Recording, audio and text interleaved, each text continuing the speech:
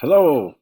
Okay, so today we're going to take a look at a leaf, and this is just your average broadleaf. And here are parts of that leaf. They don't all look in this way, this lanceolate type of style, but they do have common things that they have. And we're going to be learning about this, and you will be quizzed and tested on this particular diagram. So we're going to start over here with the axil, and the angle between the upper side of the stem and the leaf, or this petiole right here.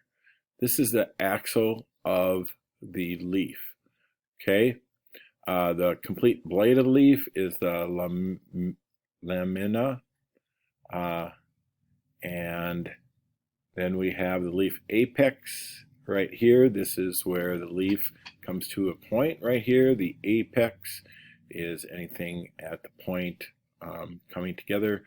The midrib, the central rib of a leaf, it's usually continuous with the petiole. So here's the petiole, comes up and just continues through the leaf, through the center or the middle of the leaf. Then we have the petiole, the stalk. This is what attaches to the twig right here. That's called the petiole. Then the stem, and this is the main support of the plant right here. This is the, well, you could have your branch or twigs right here, the stem.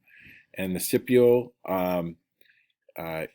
there's usually two little ones paired up that they're found at the very base of the leaves near the petiole of flowering plants. They're two little ones here.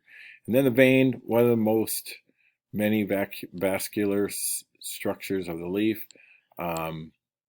They provide water and food to go into the leaf, and during photosynthesis, this is where the food is being moved through the leaf. So that is the leaf itself. We're going to have the inside of the leaf too, the internal part. That'll be a different video. All right.